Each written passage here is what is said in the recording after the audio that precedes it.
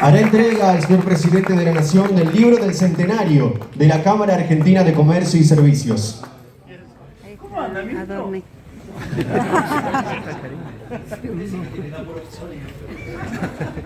Y hay alguien que tiene peor laburo que Guillermo Franco, que nadie se lo va a enviar. Se hace entrega a continuación por parte del señor Presidente de la institución, Natalio Gridman, al señor Presidente de la Nación, del libro del centenario de la Cámara Argentina de Comercio y Servicios. A continuación, escucharemos las palabras del señor Presidente de la Nación, doctor Javier Milei.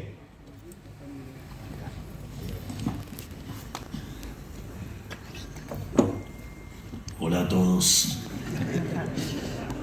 Bien. Para mí es un honor y un placer tener el privilegio de poder estar dando este discurso, y lo quiero hacer en honor a quien fue presidente de la Cámara de Comercio en el año 1957, el doctor Alberto Venegas Lynch.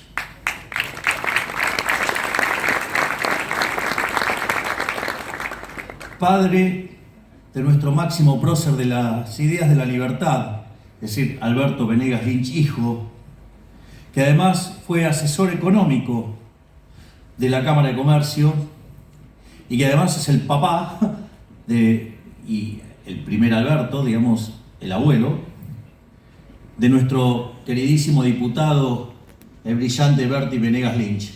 Así es que para mí esto es un honor y quiero dar este discurso en honor a los Venegas Lynch que tanto bien le han hecho a la Argentina. Además, quiero darle las gracias a las autoridades de la Cámara de Comercio por haberme invitado a conversar aquí hoy con ustedes. Hoy vengo con un mensaje muy particular que quiero transmitirles. Ese mensaje es que la recesión ha terminado y el país ha comenzado a crecer.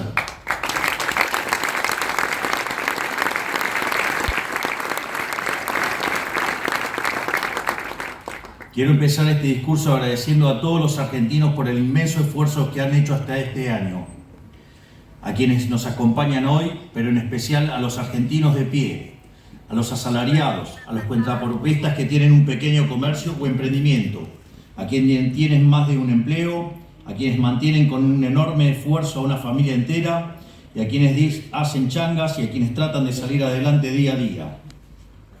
A todos estos argentinos que han sido olvidados por un sistema diseñado para beneficio puro y exclusivo de los políticos y sus amigos.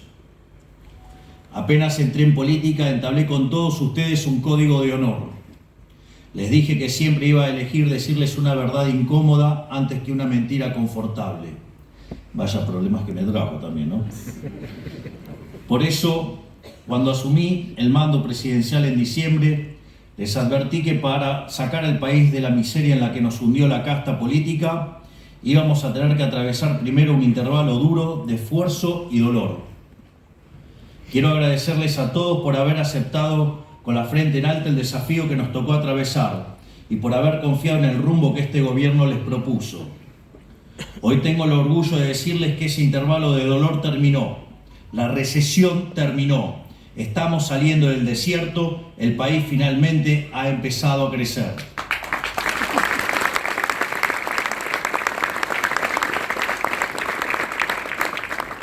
Esto no quiere decir que hayamos llegado a nuestro destino. Tampoco quiere decir que le hayamos puesto fin al esfuerzo que tenemos que hacer para llegar al país que queremos ser, que es que sea verdaderamente una gran potencia mundial. Es demasiado lo que nos han quitado en las últimas décadas, y no tengo dudas de que todos los argentinos con suficiente edad aún tienen el recuerdo de haber vivido épocas mejores. Pero sí quiero decir que de aquí en adelante todos los días vamos a estar un poco mejor que el día anterior. En vez de ser cada día más pobres, seremos cada día más ricos. Nos seguiremos esforzando, sí, pero con la tranquilidad de que ese esfuerzo estará de una buena vez al servicio de estar cada día mejor. porque el esfuerzo es un condimento necesario del progreso, pero ese esfuerzo debe servir a un propósito, a una meta, a un objetivo. Ese esfuerzo debe implicar progreso, porque si no, no es sacrificio, es un martirio. Ya hay varios sectores de la sociedad que perciben una mejora incipiente en su economía cotidiana. Pronto, esta percepción de muchos será una realidad para todos los argentinos. ¿Por qué lo digo con tanta certeza? Porque el programa económico que nos planteamos en diciembre funcionó y funciona, pese que le moleste a muchos econochantas que vienen errándole sistemáticamente desde el mes de diciembre cuando nosotros llegamos a la función. Hicimos un ajuste de shock focalizado principalmente en un sector público que se sostenía a base de déficit fiscal y emisión monetaria. Y lo hicimos tal como lo dijimos que lo íbamos a hacer. Tuvimos una recesión en unos meses, tal como anticipamos que iba a suceder producto de las atrocidades cometidas por la anterior administración, y también dijimos que después de la economía subiría como pedo de buzo. Y adivinen qué, las burbujas están empezando a verse. Digo, no puedo dejar de ser Milei, vamos. Ya venía demasiado formal.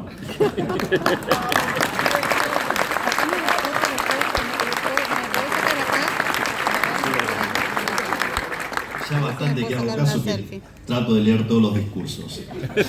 O sea, encima quieren que me ponga formal. Es demasiado. Digo, de hecho, con todos los milagros que estamos haciendo, déjenme algunas licencias. No es casualidad que muchos indicadores ya están nuevamente en valores similares o superiores a los de diciembre. El estimador mensual de actividad económica encontró su piso en abril, y ya en agosto, que es el último dato disponible, se encontraba prácticamente igual al de diciembre. Esto nos lleva a suponer que, dado el veloz avance de la economía en septiembre y octubre, que ya hemos superado dicho valor.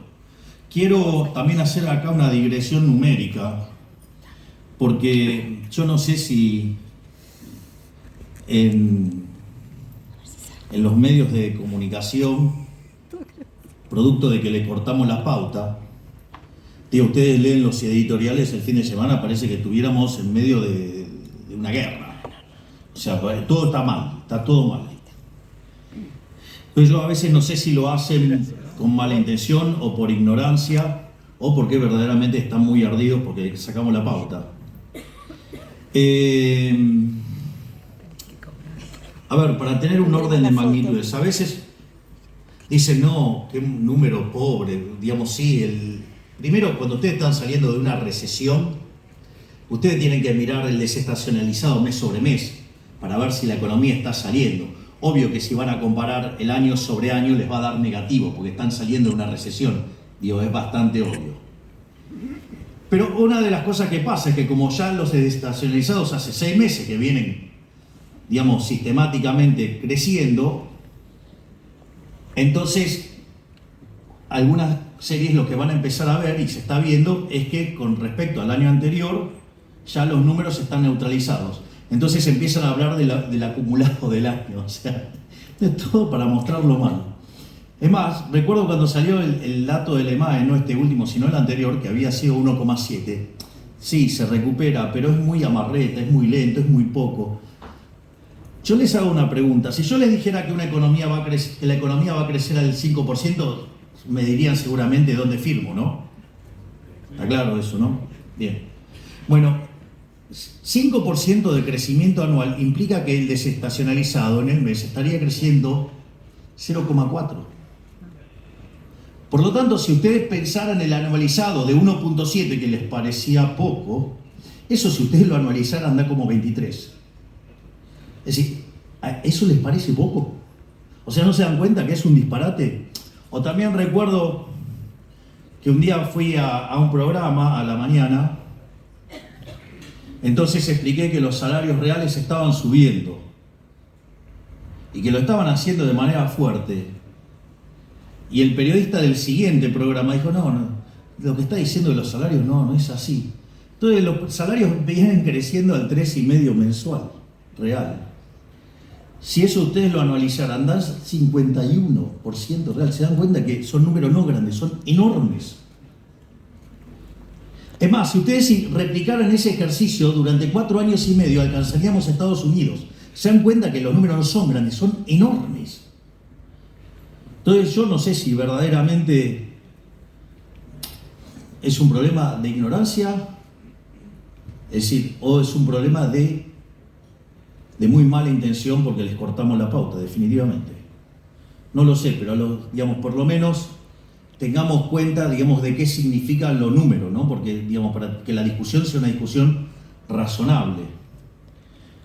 Pero tampoco uno les puede pedir mucho, ¿no? Porque cuando yo hablo, digamos, que 54% de inflación en el mes de diciembre, mayorista, implica 17.000, dicen, ¿cómo puede ser si 54 por 12 no da eso?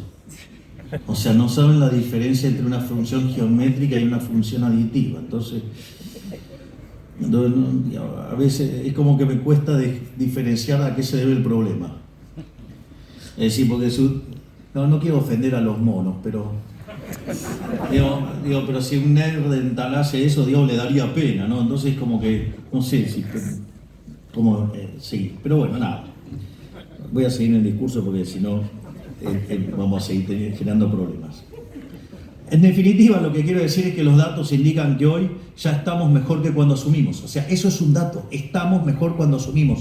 Sugiero fuertemente ver un gráfico que publicó, creo que la semana pasada, Ramiro Castiñeira, donde muestra el EMAE desestacionalizado mes a mes y la inflación.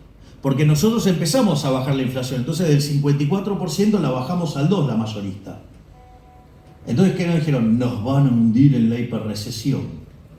Increíble, porque ya en agosto estamos en el nivel de diciembre. Es decir, no hundimos al país en una recesión. O sea, estamos bajando la inflación y no, casi les diría sin costo, a la luz de haber hecho el ajuste macroeconómico más grande de la historia de la humanidad, porque ajustamos 15 puntos del PBI.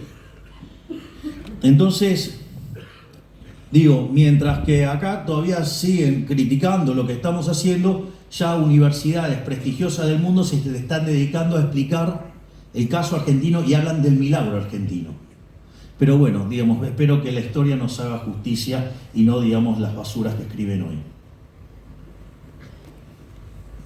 Para poner algunos indicadores, las exportaciones entre enero y septiembre crecieron un 23,8% con respecto al periodo del 23, lo cual impulsó nuestro superávit comercial, que ya se consolidó como el más alto de las últimas décadas.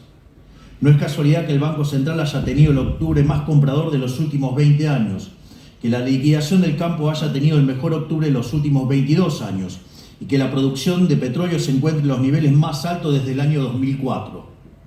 Y si vamos al mercado interno, las ventas minoristas vienen siguiéndole el paso. Según el último informe de CAME, el índice de ventas minoristas de octubre se posicionó un 7,4% por encima del valor de septiembre y un 2,9% por encima del valor de octubre del año pasado, marcando su primer aumento interanual en 2 años. Por mencionar un ejemplo más, también están volando los patentamientos de autos, la actividad inmobiliaria, la capacidad industrial de la siderurgia, el campo y sus derivados y la producción minera.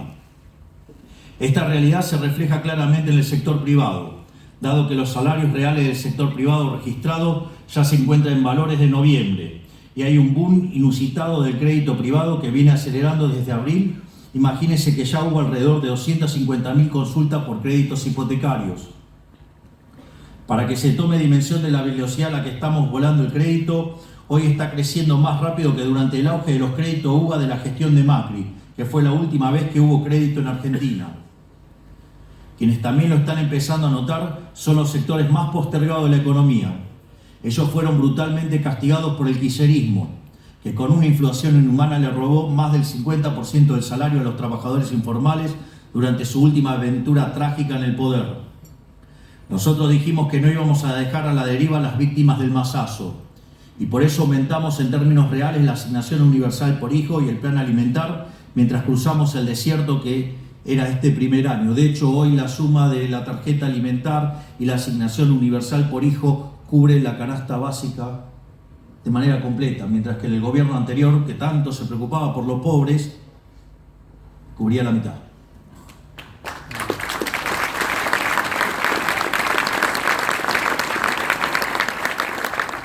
Además, gracias al programa económico, desde agosto los salarios informales están creciendo a una velocidad incluso más alta que los formales, y son ellos quienes más van a mejorar en términos relativos en los próximos años. Ya se demostró en todo el mundo, se demostrará también aquí. No hay instrumento humano más potente para sacar a la gente de la pobreza que el capitalismo de libre empresa, el capitalismo de libre mercado.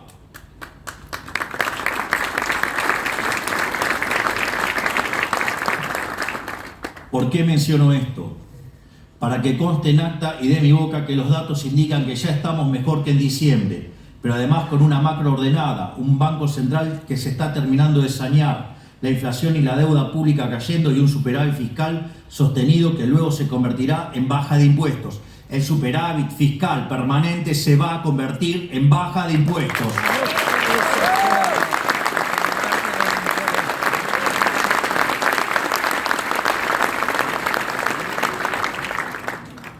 Es decir, no solo hicimos los deberes, sino que resolvimos los problemas más difíciles en menos de un año. Yo recuerdo que cuando hicimos campaña, mi campaña fue bien clara, tenía 3 ejes, tenía un eje en lo económico, un eje en lo que tiene que ver la seguridad y un eje en lo que tiene que ver con nuestra política exterior. En lo referente a la política económica eran 2 símbolos. Un símbolo era el de la motosierra. Y al final terminamos haciendo el ajuste fiscal más grande de la historia de la humanidad. 15 puntos del PBI, 5 en el Tesoro, 10 en el Banco Central. Pero cuando nosotros decíamos que íbamos a ir a déficit cero, decían que era imposible, que no se podía ajustar mucho más que 1 punto por año, que no se podía hacer. Es más, la verdad que la evidencia empírica estaba del lado de los que decían eso, porque en 123 años, durante 113 tuvimos déficit. Y los 10 que no lo tuvimos fue porque estábamos en default y no pagábamos la deuda. Por lo tanto, en los últimos 123 años nunca estuvimos en equilibrio fiscal. Y nosotros proponíamos alcanzarlo básicamente en un año. Y nos decían que era imposible. Y nosotros alcanzamos el equilibrio fiscal en un mes.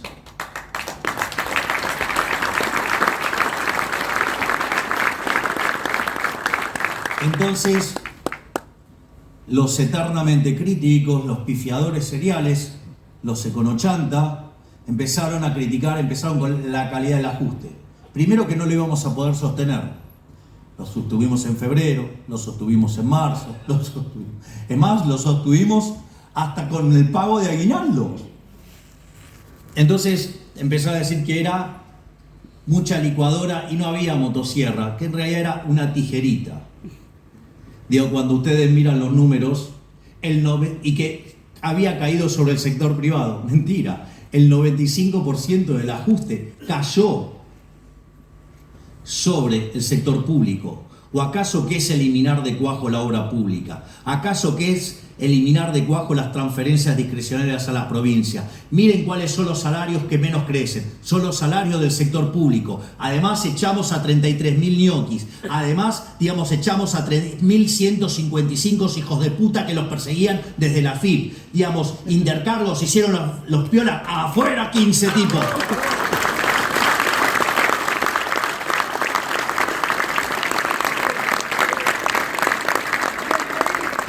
No solo eso, damos de baja los contratos que se van venciendo que no tienen verdaderas funciones.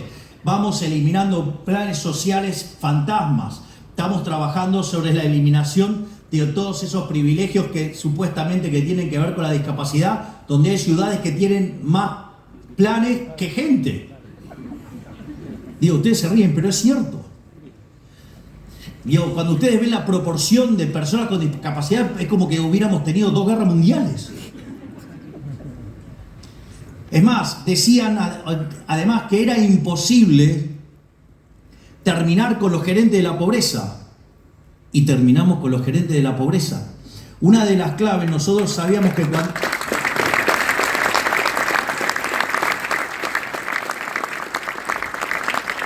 una de las claves era contener la cuestión social. Nosotros sabíamos que cuando hacíamos el ajuste, como la confianza no iba a acompañarnos de inicio, de hecho el Congreso no nos permitió sacar de inicio la ley bases, entonces nosotros sabíamos que el primer impacto iba a castigar el nivel de actividad económica y sabíamos que eso iba a tener un impacto sobre los sectores más vulnerables. Yo recuerdo que en ese momento, con gran criterio, la ministra Petovelo dijo: la clave está en quitar la contraprestación del plan. Porque, ¿qué era lo que sucedía? Si bien las personas vulnerables que cobraban un plan, lo cobraban con una tarjeta, como tenían una contraprestación, cuando tenían que ir a verificar la contraprestación, es ahí donde le quitaban la mitad del dinero. Entonces, ¿qué fue lo que hicimos? Quitamos la contraprestación. Me acuerdo que dijeron todo tipo de cosas sobre la ministra Petovelo, que éramos más populistas que los kirchneristas, lo cual, digamos, era una ofensa complicada.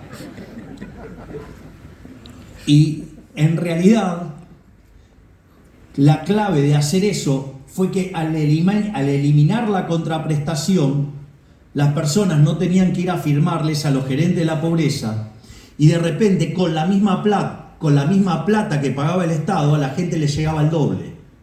Es decir, le duplicamos la cantidad de plata que le llegaba sin aumentar un solo peso. Obviamente que cuando hicimos esto, ¿sí? ¿Qué es lo que pasa? Los gerentes de la pobreza se les caía la caja y entonces se sintieron agredidos y nos fueron a hacer una marcha.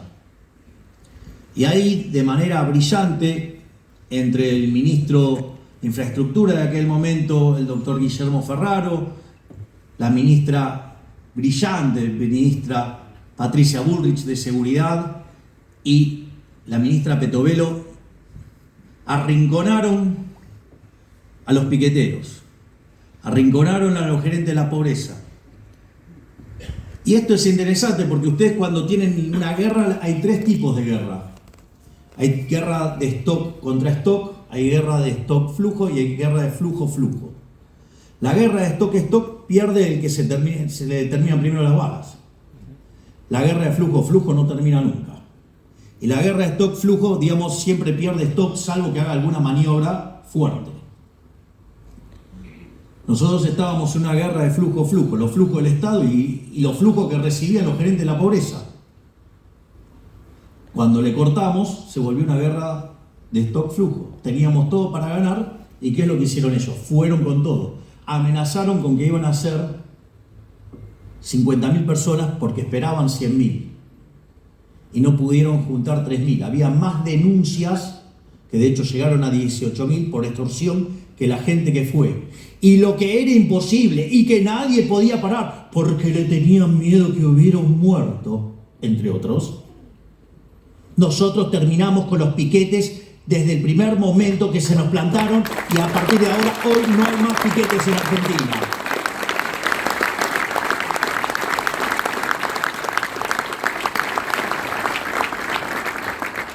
No solo eso, nadie hablaba del problema que había en el balance del Banco Central, porque no tenían ni la más pálida idea de cómo resolverlo.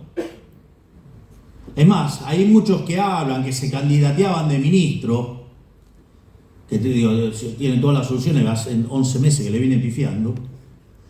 De hecho, hablaban que tenían plan, no solo que esa carpeta estaba vacía, les aviso, sino que además no tenían ni idea de cómo arreglar el problema del Banco Central, porque fueron a pedirle ayuda a quien hoy es el ministro de Economía. Por lo tanto, me consta que no sabían cómo arreglarlo. ¿Y qué dijeron? Que era imposible arreglarlo. Y nosotros hicimos el ajuste en el Banco Central en 6 meses. Lo que parecía imposible, nosotros lo hicimos en 6 meses.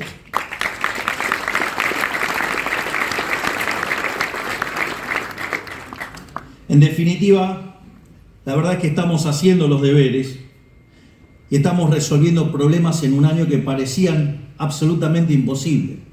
Es más, no solo no nos hicimos todas estas cosas, La reforma estructural más grande que hizo Argentina en su historia la hizo Menem, y nosotros, con 15% de diputados y 10% de la Cámara de Senadores, hicimos una reforma estructural 8 veces más grande que la que hizo Menem. Hicimos la reforma estructural más grande de la historia, gracias a este gigante que tengo acá, que es el doctor Guillermo Francos.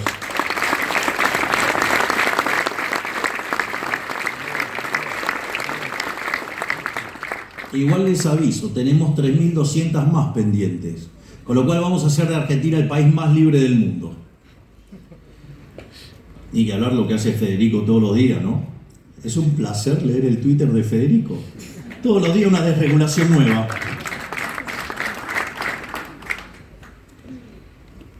Voy a tratar de volver al discurso. Cuando el año pasado le dije a los argentinos que soy especialista en crecimiento económico con y sin dinero, me refería precisamente a todo esto.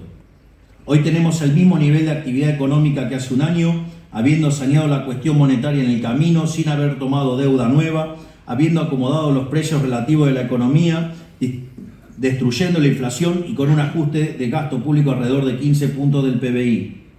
Y es por eso que hoy ya escuchamos a personas decir que este programa es como un milagro económico en marcha. Pero no es un milagro. Fue sentarse a hacer los deberes como corresponde, sin dejarse correr por ningún grupo focal o encuesta, sin ninguna especulación ni miedo al que dirán, sin priorizar nuestras necesidades políticas ni electorales, sin miedo a los ataques de quienes han vivido durante décadas de este modelo empobrecedor, solo con la convicción de hacer lo que hay que hacer, pero de verdad. Nosotros, digamos, una de las cosas más maravillosa que aprendí del profesor Juan Carlos de Pablo es mirar la economía como el proceso decisorio. Entonces, una de las cosas que a mí me gusta contarles es cómo tomo decisiones. Digo, porque creo que les puede ayudar para ver cómo veo estos procesos. Muchas veces me preguntaron qué siento al ser presidente. Y yo digo que para mí es un trabajo más, que me dieron un job description que era bajar la inflación, hacer crecer la economía y terminar con la inseguridad. Y yo me dedico a hacer eso. Es decir, y no me importa ni lo que digan las encuestas, no me importa nada, yo hago lo que tengo que hacer. Miren, la imagen ustedes la tienen para consumirla. Es decir, ¿para qué les sirve tener imagen si no es para consumirla mientras que gobiernan? Para tomar decisiones. Es más, el otro día daba una nota en Radio Mitre a un excelente periodista que es Gabriel Anelo. Entonces me decía, pero todos terminan con mala imagen.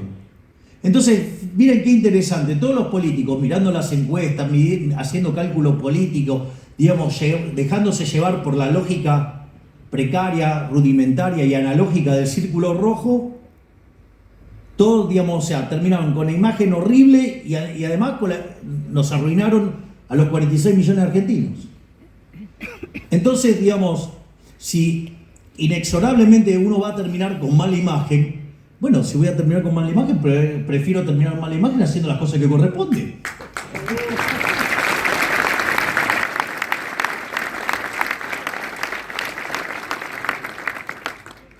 Sin embargo, hace 10 meses que venimos ajustando, haciendo este tipo de cosas, la imagen no cae, y cuando cayó un poquito, después volvió a rebotar. Y hoy ya estamos de vuelta con la imagen antes, digamos, a que llegáramos al poder. Es decir, se dan cuenta que funciona. Y le voy a hacer un ejemplo para que vean lo que está dentro del proceso de decisión. Yo recuerdo que a pocos días de haber ganado la elección, el expresidente me invita a la Quinta de Olivos a desayunar para discutir el muerto que me dejaba.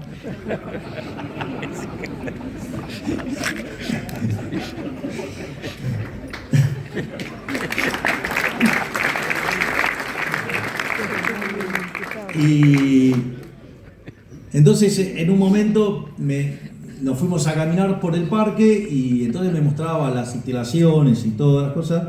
Y en un momento Alberto me dice que se sentía como un rematador mostrándole la nueva casa al dueño de la casa. Y le dije, no, Alberto, eso no es así. Yo no soy el nuevo dueño, yo soy el nuevo inquilino por 4 años y con opción a 8.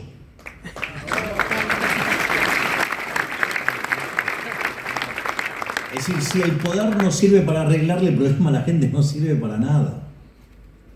Entonces, esa es la idea. La idea es, hay que hacer lo que hay que hacer. Y si hay que pagar costos, se pagan.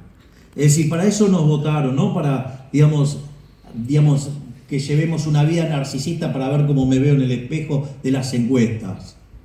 Si en definitiva lo que cuenta es cómo nos va a recordar la historia. Por eso muchas veces a mí me gustó comentar el caso de Pellegrini, lo hice muchas veces en la campaña. Pellegrini asumió en el medio de una terrible crisis y se mandó un ajuste homérico. Obviamente que cuando terminó, él iba a salir por las escalinatas del Congreso y un asesor le dice, don Carlos, no salga por acá porque la gente está un poquito enojada. Y don Carlos, que tenía un carácter fuerte, se abrochó el frac, se calzó la galera, tomó el bastón y se fue por las escalinatas y se fue caminando hasta la casa, que eran 2 cuadras y media, y le dijeron de todo menos bonito. Pero la historia lo recuerda como el piloto de tormentas. Eso es hacer lo que hay que hacer. Es decir, hay que hacer lo que está bien, porque que después el juicio lo haga la historia.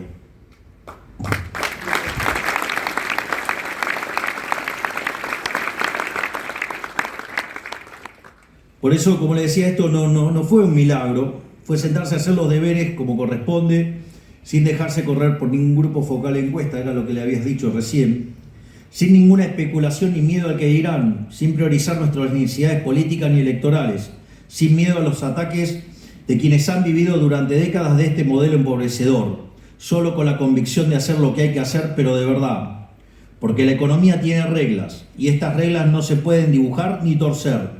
No somos dioses, no podemos desafiar la gravedad, y la alquimia dejó de ser objeto de estudio hace varios siglos. Las reglas de economía tienen sus propias reglas básicas, e ignorarlas tiene sus consecuencias.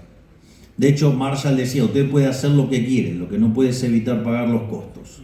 Y vaya que los delirios de los políticos lo han pagado millones de argentinos, porque iniciamos el siglo XX siendo uno de los 3 países más ricos del mundo, y hoy estamos en la mitad de la tabla con la mitad de los argentinos pobres. Entonces, digo, este chiste no fue gratis. Es más, los países que cumplen estas reglas prosperan. Los países que las transgreden, como es el caso de Argentina, fracasan. Y si tiene alguna duda de esto que digo, analice los últimos 100 años de Argentina. Vean el país que la Argentina era cuando esta institución fue fundada allá por 1924, y miren el país que nos han dejado quienes creyeron que hacer política era reescribir las reglas. Bueno, con este gobierno damos por cerrada la era del chamanismo económico que reinó en la Argentina durante décadas. Se terminaron los chantas.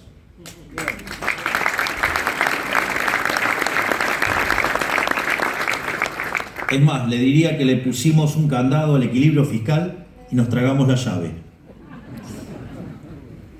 Ustedes se ríen, pero algo parecido hicimos cuando yo era diputado y sorteaba la dieta. Nosotros armamos para poder hacer el sorteo de la dieta, armamos una base de datos donde la gente se inscribía, y para poder abrir esa base se necesitaban 3 llaves. Una la tenía el programador, otra la tenía mi hermana y la otra la tenía yo. Y con mi hermana, ¿saben qué hicimos? Rompimos mi llave. No se puede tocar esa base. Es una base de casi 3 millones de personas. Imagínense si lo hubiera vendido, eran 3 palitos verdes. Sin embargo, yo rompí la llave. En definitiva, no, es que la verdad es lo que pasó. Por lo tanto, ahora comienza una etapa de crecimiento para la Argentina. Y esta vez, a diferencia de todos los gobiernos de los últimos 100 años, estamos sentando las bases para que el crecimiento sea duradero. Y en definitiva, ¿qué se necesita para que un crecimiento sea duradero? En primer lugar, dejar de votar delincuentes que venden espejitos de colores. Plan integral, ¿se acuerdan? Dijo que el dólar, digamos, iba a estar a 3.000, digamos, si yo ganaba. Quiere decir que hoy sería un dólar de 7.000, 8.000 pesos. Está en 1.110, ¿no? Erró por un poquito. O ni que hablar de Tintorelli, llevando economistas que decían que iba a estar a 7.000, o sea, el equivalente de 15.000 hoy. Pero bueno, ese delincuente con tal de llevar gente a ensuciarme, digamos, con que dijera un disparate cada vez más grande, lo llevaba. Pero bueno, así le van los negocios y está por quebrar. En segundo lugar, una macroeconomía ordenada que sea sostenible a lo largo del tiempo. No se puede sostener una economía estable a lo largo del tiempo con déficit porque te vuelve frágil ante cualquier shock negativo, obligándote a incurrir en deuda y o emisión. Esto es muy interesante. Piensa en cualquier otro momento de la Argentina donde la tasa larga de Estados Unidos suba más de 100 puntos básicos. Nos hubiéramos hecho crema. Todo el mundo en rojo. Los únicos en verde, ¿quiénes fueron? Nosotros. Somos las acciones que más crecieron en el mundo y son los bonos que más subieron en el mundo. Y cuando vino el resultado de la elección de Estados Unidos, por la percepción que hay acerca de la política fiscal y monetaria que va a llevar a cabo el gobierno de Donald Trump, los activos financieros de todo el mundo cayeron, salvo los de Argentina. Es decir, el flight to quality es venir a Argentina.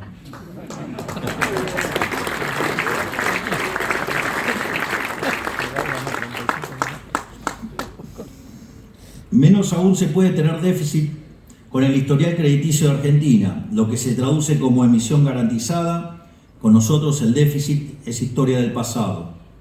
En tercer lugar, se necesita un Estado lo más chico posible que cumpla de manera eficaz nada más que sus funciones básicas. Por eso mismo ya hicimos una reforma estructural 8 veces más grande que la de Menem, y aún nos quedan 3.200 reformas en cartera. Y por eso creamos el Ministerio de Desregulación y Transformación del Estado. Porque en Argentina no falta Estado, sobra Estado. Dicho ministerio, bajo el liderazgo del coloso Federico Sturzenegger, avanza desregulando al ritmo de un decreto por día. Hay algo interesante. De hecho, la primera gran novedad que tuvo nuestro gobierno fue crear el Ministerio de Capital Humano. Es decir, y tiene un sentido de por qué hicimos eso. Porque cuando ustedes miran el debate de crecimiento económico y que ese debate termina cerrado en un paper del año 89 de Mankiw, David Roberts y David Weil, explica que el factor fundamental del crecimiento económico es el capital humano. Y por eso nosotros creamos directamente un Ministerio de Capital Humano y que se ocupara de cada una de las etapas del capital humano. Por eso, niñez y familia, para recibir a los chicos cuando están formando su cerebro. Digamos, si bien íbamos a integrarlo con salud, después por problemas operativos se puso aparte, pero digamos, trabaja de manera coordinada con el Ministerio de Capital Humano. A esto, digamos, le sumamos la educación y el trabajo. Porque entre darles el pescado gratis y enseñarles a pescar, nosotros preferimos enseñarles a pescar. Digo, porque dar el pescado gratis es símbolo de esclavitud. Y nosotros no queremos la esclavitud, nosotros queremos argentinos libres. Y eso fue revolucionario y hoy ya, digamos, en muchas partes del mundo se habla de la lógica de nuestro Ministerio de Capital Humano.